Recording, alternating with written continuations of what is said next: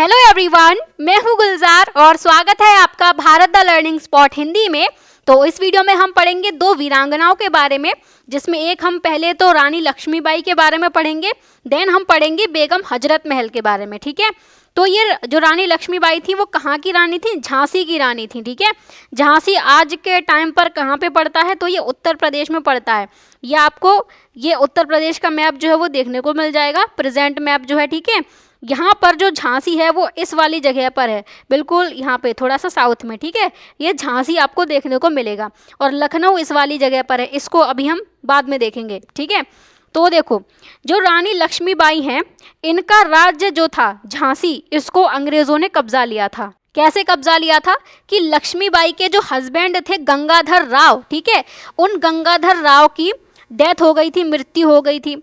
अब इनकी मृत्यु के बाद में इन्होंने एक गोद लिया था बेटा। ठीक है, सगा बेटा इनका नहीं था, तो इन्होंने गोद लिया था बेटा।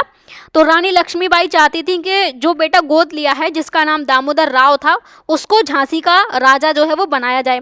लेकिन अंग्रेज़ों की नीति हमने क्या पढ़ी थी कि जो गोद लिया जाएगा उसको उत्तराधिकारी नहीं मानेंगे। ठीक है, जो सगा बेटा होगा, खून का रिश्ता वाला जो बेटा होगा, वही अगला उत्तराधिकारी होगा। नहीं होगा तो उस राज्य को जो है वो ब्रिटिश साम्राज्य में मिला लिया जाएगा। तो वही यहाँ पे जो है हो रहा है कि गंगाधर राव का कोई बेटा नहीं है, तो अडॉप्टेड सन जो था दामोदर राव, उसको अंग्रेज़ों ने एक्सेप्ट नहीं किया राजा के रूप में। तो रानी लक्ष्मीबाई का जो झांसी था उसको उन्होंने अपने कब्जे में ले लिया। ठीक है, तो रानी लक्ष्मीबाई का एक लघु चित्र आपको ये देखने को मिल जाएगा, छोटा सा चित्र है, 1853 या उससे पहले का हो सकता है ये। ओके, तो इन्होंने फिर जब अंग्रेज़ों ने इनके राज्य को कब्जा लिया तो इन्होंने फिर उनके खिलाफ लड़ाई करी। इन्होंने अपने राज्य को ब्रिटिश आधिपत्य से, मतलब ब्रिटिश कब्जे से बचाने के लिए वीरतापूर्वक लड़ाई लड़ी। तो नाना साहेब जो थे, नाना साहेब वही जो कानपुर के नेता थे, कानपुर के विद्रोही नेता जो थे, नेतृत्व जो कर रहे थे कानपुर में, वही। ठीक है, तो इनके सैन्य सलाहकार थे एक। सैन्य सलाहकार मतलब कि सेना और युद्ध से रिलेटेड जो सलाह देने वाला व्यक्ति होता है ना, वो सैन्य सलाहकार होता है। तो नाना साहेब के सैन्य सलाहकार कौन थे? याद रखना है आपको, इनका नाम था मराठा तात्या टोपे, या इनको हम तात्या टोपे भी बोलते हैं। ठीक है, तो ये पहले नाना साहेब के साथ में काम करते थे, फिर ये लक्ष्मीबाई के पास में चले गए, उनकी मदद इन्होंने की। तो तात्या टोपे के सहयोग से रानी लक्ष्मीबाई ने अपनी घिरी हुई झांसी से निकलकर, क्योंकि अंग्रेज़ों ने झांसी को चारों तरफ से घेर लिया था, तो तात्या टोपे ने इनकी हेल्प करी, तो झांसी से ये बाहर निकल पाई और फिर इन्होंने ग्वालियर का दुर्ग जीत लिया, ग्वालियर का किला जीत लिया। ठीक है, ग्वालियर जो लोकेशन आपको यहाँ पे देखने को मिलेगी, इधर आज के मध्य प्रदेश में, ये दिख रहा है, ये ग्वालियर जो है। ठीक है, तो इसी में ही इस वाले जगह पर जाकर इन्होंने झांसी से निकल के यहाँ का किला जो है वो अपने कब्जे में ले लिया, क्योंकि यहाँ का जो राजा था ग्वालियर का, वो अंग्रेज़ों के साथ में था, और ग्वालियर की जो जनता थी वो जो थी वो अंग्रेज़ों से परेशान थी, अंग्रेज़ों के खिलाफ थी। तो जब तात्या टोपे और रानी लक्ष्मीबाई ग्वालियर पहुंचते हैं तो वहां की सेना भी इन्हीं लोगों के साथ में मिल जाती है। ये जो 1857 का विद्रोह कर रहे थे जो सैनिक, उन्हीं के साथ में वो लोग मिल जाते हैं। तो ग्वालियर के राजा को वहां से फिर भागना पड़ जाता है। ठीक है, तो इस तरीके से लक्ष्मीबाई ने ग्वालियर का किला कब्जा लिया था, वो जीत लिया, और वहाँ का कोष, वहाँ का जो भी खजाना है, जो अस्त्रागार है, अस्त्रागार मतलब हथियार रखने की जगह जो होती है, वहाँ पे अपने उस चीज़ को अपने अधिकार में ले लिया। मतलब इनको पैसे भी मिल गए और इनको हथियार भी मिल गए, प्लस सेना भी मिल गई, क्योंकि ग्वालियर की सेना ने इन्हीं का ही साथ दिया। ठीक है, अब अंग्रेज़ों से ये लड़ती रहीं, और फिर उसके बाद में 18 जून 1858 को रणभूमि मतलब युद्ध की जो भूमि होती है, युद्ध स्थल जो होता है, वहाँ पे ये वीर गति को प्राप्त हुई। लड़ते लड़ते वीर गति मतलब कि बहादुरी से लड़ते हुए जब मृत्यु हो जाती है तो वो उसको हम वीर गति बोलते हैं। ठीक है, तो लड़ते हुए इनकी डेथ हो जाती है अंग्रेज़ों से, और झांसी पर आक्रमण का नेतृत्व करने वाले जो ब्रिटिश सेनापति था, उसने लिखा था कि रानी जो है, रानी लक्ष्मीबाई के बारे में ये लिख रहा है कि ये अपनी सुंदरता, अपनी बुद्धिमत्ता, इनमें जो ज्ञान है उसके लिए ये जानी जाती हैं, अपने धैर्य के लिए। ठीक है, धैर्य मतलब पेशेंस रखती है, एकदम से हड़बड़ाती नहीं है किसी भी सिचुएशन में, कोई अगर मुसीबत आ रही है तो धैर्य से ये काम लेती हैं। अपने अधीनस्थों के प्रति उदारता, मतलब जो इनके अधीनस्थ हैं, जो इनके साथ में जो लोग काम करते हैं या इनके नीचे जो भी काम करते हैं छोटी छोटी पोस्ट पर, उनके प्रति ये उदार रहती हैं। ठीक है, बहुत ज़्यादा सख्त नहीं रहती। तो इन सारी चीज़ों के लिए ये उल्लेखनीय थी, जानी जाती थी। उनके उच्च पद के साथ, रानी का जो पद होता है काफ़ी ऊंचा पद है, तो इसके साथ उनके ये गुण भी उन्हें सभी विद्रोही नेताओं में सबसे ज़्यादा खतरनाक बनाते थे। ठीक है, जितने भी विद्रोही नेता थे अलग अलग जगहों पर जो विद्रोह कर रहे थे, उनमें सबसे ज़्यादा खतरनाक ये थी अंग्रेज़ों के लिए रानी लक्ष्मीबाई। खतरनाक इन द सेंस कि अंग्रेजी शासन के लिए एक मजबूत चुनौती थी ये, ठीक है ना। तो इसीलिए ये सबसे ज़्यादा इनके लिए खतरनाक जो है एक चुनौती जो है वो बनकर सामने आती हैं। वे विद्रोहियों में सर्वश्रेष्ठ थी। सर्वश्रेष्ठ मतलब सबसे ऊपर, सबसे अच्छी, मतलब सबसे बड़ी चुनौती इन लोगों के लिए थी। और सर्वाधिक ये वीर थी। ठीक है, सबसे ज़्यादा वीर या बहादुर भी यही थी। तो ये खुद ब्रिटिश सेनापति जो है वो इनके बारे में लिख रहा है। ठीक है, तात्या टोपे जो थे वो रानी लक्ष्मीबाई का साथ दे रहे थे, लेकिन ये 18 जून 1858 को इनकी डेथ हो जाती है रानी लक्ष्मीबाई की। ये डेट आपको याद रखनी है, ठीक है। लेकिन इनकी डेथ के बाद भी तात्या टोपे जो हैं वो संघर्ष को जारी रखते हैं। तो 1859 के प्रारंभ तक उन्होंने ये संघर्ष जारी रखा, ये लड़ाई जारी रखी। कब तक? 1859 के प्रारंभ तक, मतलब जनवरी फरवरी वाले महीने तक। ठीक है, क्योंकि उसके बाद में इनके साथ में विश्वासघात किया गया, धोखा दिया गया। धोखा कौन देगा? इनका अपना खुद का मित्र, खुद का इनका दोस्त जो था, जिसका नाम था मान सिंह। मान सिंह ने क्या किया? तात्या टोपे की खबर दे दी अंग्रेज़ों को। तो इस वजह से तात्या टोपे को पकड़ लिया गया और ब्रिटिश को सौंप दिया गया, जिन्होंने उन्हें फांसी दे दी। फिर तात्या टोपे को फांसी दे दी गई। तो यहाँ पे ये जो है, यहाँ पे भी एक गद्दार जो है अपना ही गद्दार निकला, जिसकी वजह से तात्या टोपे को फांसी दी गई। ठीक है, तात्या टोपे जो है वो पकड़े गए।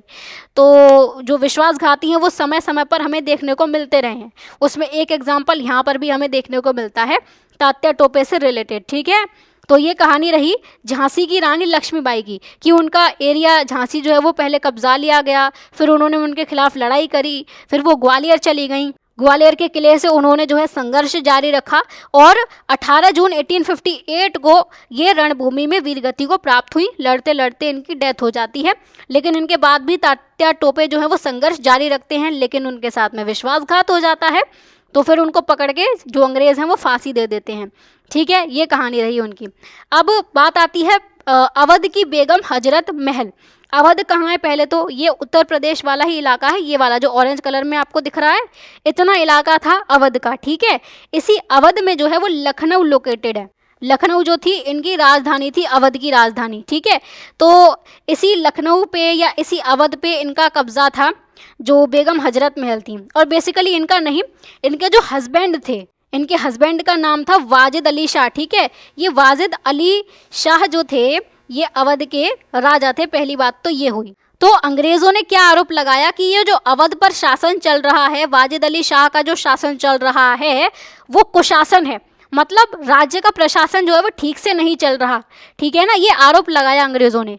तो इसी आरोप के चलते उन्होंने 1856 में ही अवध को अपने साम्राज्य में मिला लिया, ब्रिटिशर्स के अंतर्गत जो है वो मिला लिया अवध को।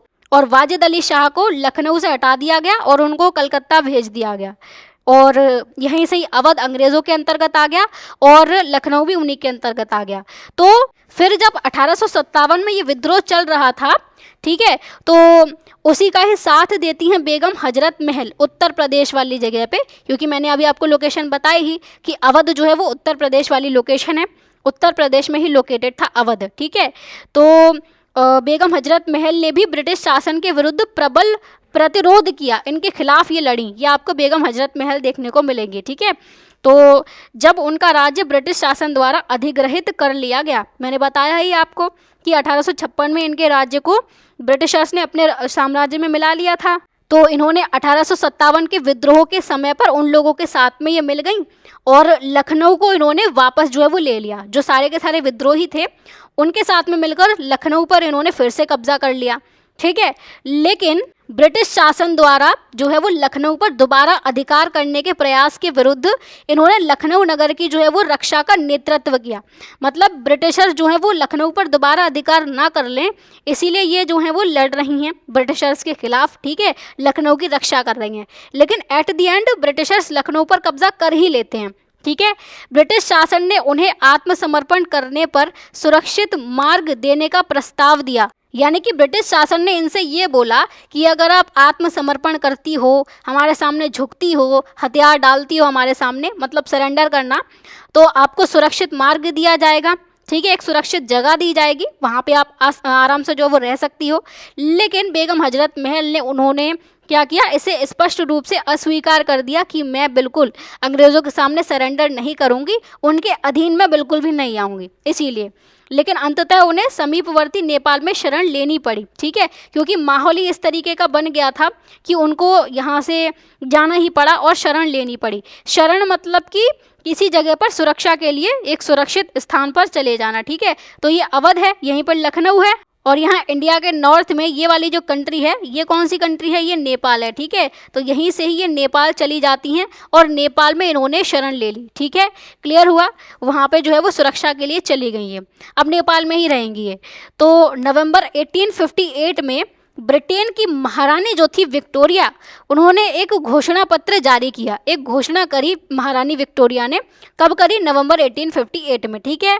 तो इसमें क्या बोल रही हैं ये कि ईस्ट इंडिया कंपनी का जो शासन है वो ख़त्म हो जाता है अब, क्योंकि विद्रोह हो चुका था 1857 का। तो उसके बाद में ईस्ट इंडिया कंपनी का जो है वो शासन ख़त्म कर दिया जाता है, ठीक है। अब डायरेक्टली जो महारानी है, जो ब्रिटिश क्राउन है, उसका शासन चलेगा भारत पर, ठीक है। अब इस घोषणा में यह भी बोला गया कि धार्मिक मामलों में हस्तक्षेप ना करने की बात कही गई, कि जो भारतीय हैं उनके धार्मिक मामलों में हम कोई भी हस्तक्षेप, कोई भी इंटरफेरेंस नहीं करेंगे।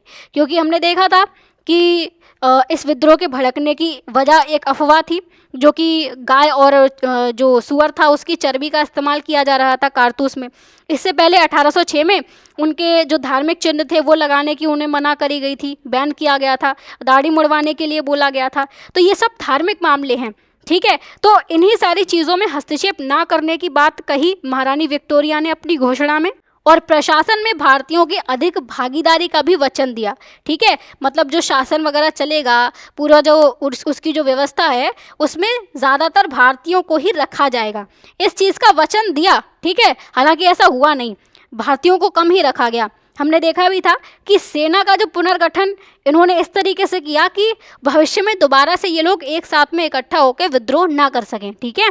तो इसके प्रत्युत्तर में, मतलब इसके जवाब में, ये जो घोषणा पत्र जो निकाला है, इसके जवाब में बेगम हजरत महल ने एक प्रति घोषणा जारी की।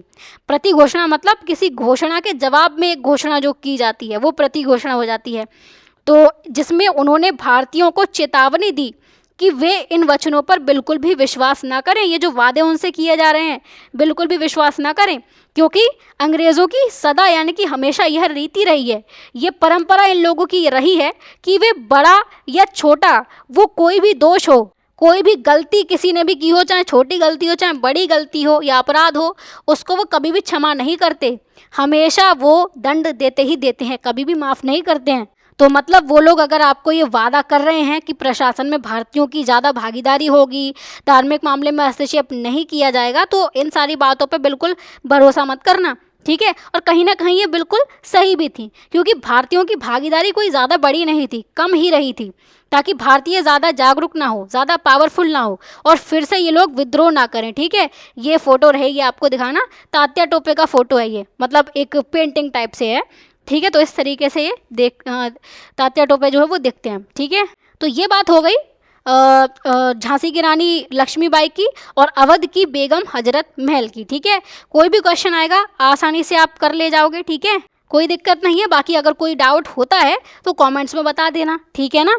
बाकी वीडियो अगर आपको अच्छी लगी हो तो वीडियो को लाइक कर देना, शेयर कर देना और चैनल को भी सब्सक्राइब कर लेना। अगली वीडियो में हम पढ़ेंगे भारत में यूरोपीय उपनिवेशवाद की विरासत, ये लोग अपने पीछे छोड़ के क्या गए उसके बारे में हम पढ़ेंगे, और उसके बाद में हमारा जो चैप्टर है वो कंप्लीट हो जाएगा, क्योंकि ये हमारे पास लास्ट टॉपिक बचा हुआ है, ठीक है। और चैप्टर 4 भी इसी के साथ में फिर हमारा फिनिश हो जाएगा। देन हम चैप्टर 5 को कंप्लीट करेंगे। चैप्टर 5 की कुछ वीडियोस जो हैं वो रह गई हैं, उनको हम कंप्लीट करेंगे, ठीक है। उसके बाद में चैप्टर 6, देन चैप्टर 7, ओके। तो चलिए फिर मिलते हैं अगली वीडियो में। Till then take care and keep learning.